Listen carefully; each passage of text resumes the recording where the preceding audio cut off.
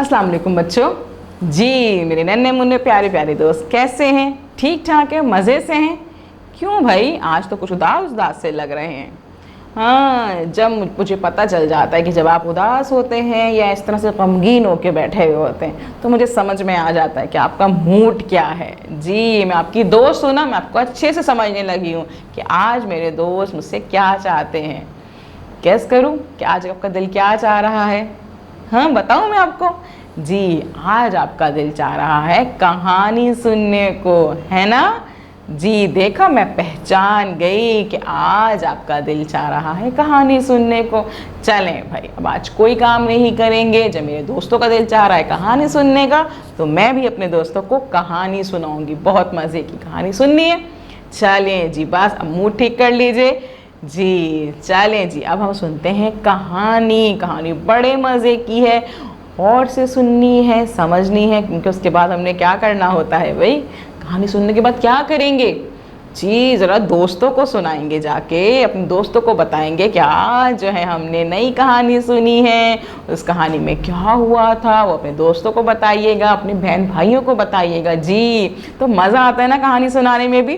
पहले कहानी सुनते हैं, उसके बाद कहानी अपने दोस्तों को सुनाते हैं, है ना? चलिए जी, पहले ऐसा करते हैं कि कहानी देखते हैं कि कहानी में कौन कौन मौजूद है। तस्वीर देखेंगे ना पहले, उससे पता तो चले कि आखिर कहानी है किसकी, किसकी कहानी में आपको सुना रही है, कौन कौन मौजूद है कहानी में, तो कहानी सुनने का ज़्यादा मज़ा आता है ना भाई?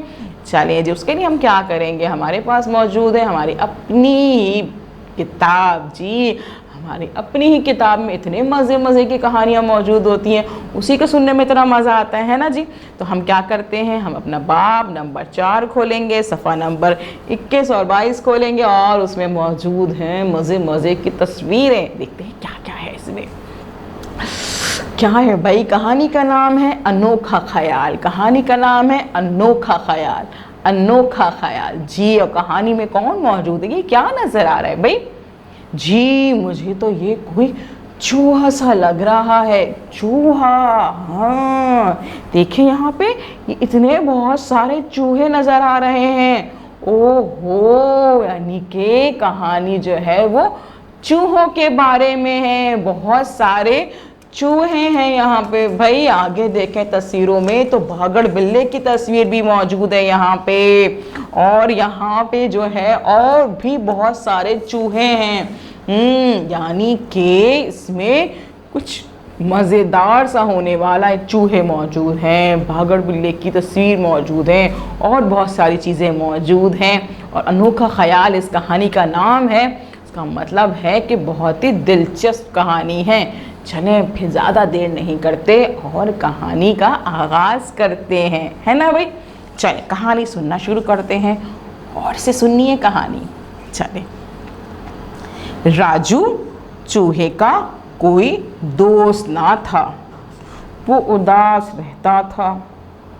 उसने दूसरे चूहों को खेलते देखा तो हाथ ऊपर किए, ज़बान बाहर निकाल, ए, मगर कोई इसका दोस्त ना बना।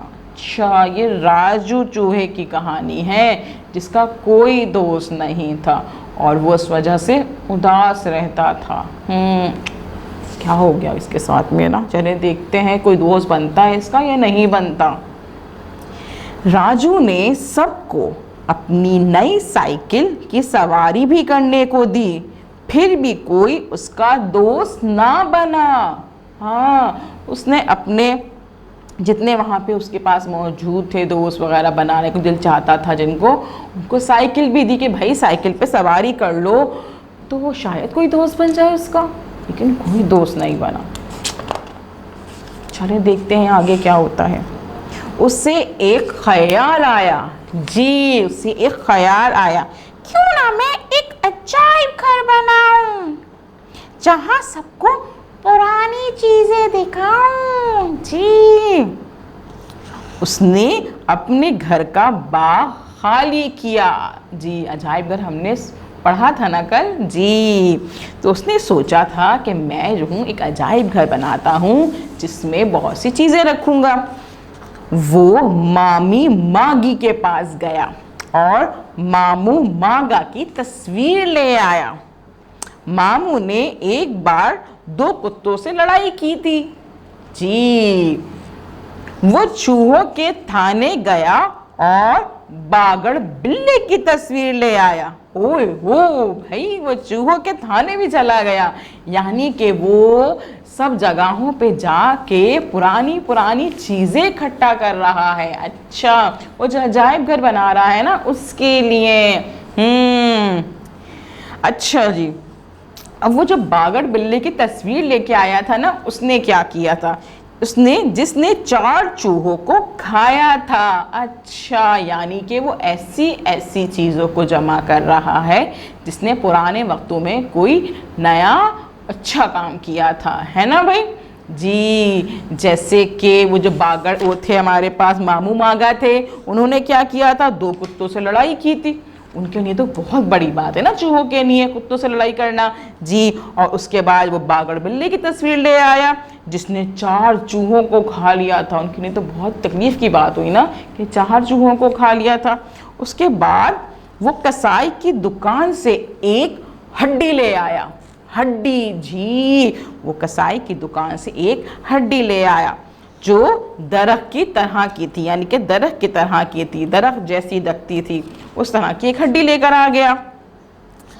अब क्या लिखा भाई? अपने अजायब घर में उसने चूहेदान भी रखा और उस पर लिखा, खतरा, खबरदार, होशियार जी। यानी कि उसने अजायब घर का एक नाम जिसमें चूहा दान मौजूद था, उस पर लिख दिया खतरा, खबरदार, होशियार जी, ताकि सब चूहों को पता चले कि भाई इसके करीब नहीं जाना होता, चूहेदान के करीब। क्योंकि चूहेदान से क्या होता है कि चूहों को पकड़ लिया जाता है, तो वो कहते हैं कि भाई चूहोदान से दूर रहो, न चूहेदान जो है वो चूहों को पकड़ लेता है।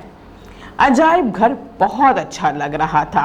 राजू चूहा सड़क पर आ गया और आवाज लगाई, आओ और चूहों का अजायब घर देखो, आओ और पुरानी चीजें देखो, आओ आओ और मजे करो।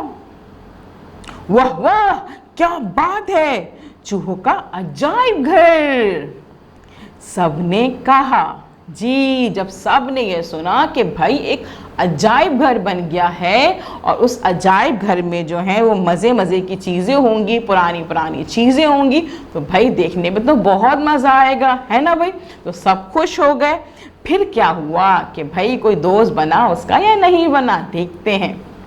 बहुत सारे चूहे आए, राजू का घर दोस्तों से भर गया जी।